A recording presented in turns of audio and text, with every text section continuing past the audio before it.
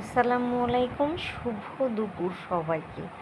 চলছে নিরামিষ রান্না। ডাল সিদ্ধ করে নিচ্ছি, এর মাঝে কাঁচামরিচ দিয়ে দিলাম, পটল, কাঁচকলা, ক্যানজাল, আলু, বেগুন এগুলো দিয়ে আমি সবজি ধুয়ে রেখেছিলাম কেটে বেছে।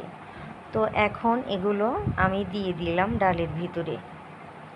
দেখতেই পাচ্ছেন, এগুলো সম্পূর্ণ এর ভিতরে দিয়ে হলুদ, ধনিয়া গুঁড়া এগুলো দিয়ে ভালোভাবে রান্না করে নেব।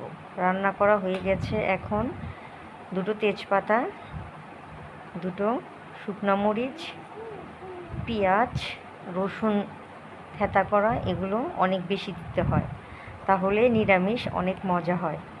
তো যাই হোক, নিরামিষ শুধু ভাতের সাথে না, এটা পরোটা, রুটি বা লুচির সাথে ভালো লাগে, অনেক মজা লাগে।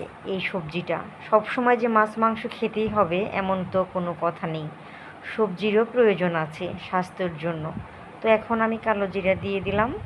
কালো জিরাটা ফুটতে শুরু করেছে, তো এখন প্রায় লাল হয়ে এসেছে। আমি সবজিটা দিয়ে দিলাম সবজি দিয়ে এই যে নাড়াচাড়া করছি, দেখতে পাচ্ছেন এত সুন্দর সেন্ট বের হয়েছে যা বলার মতন না।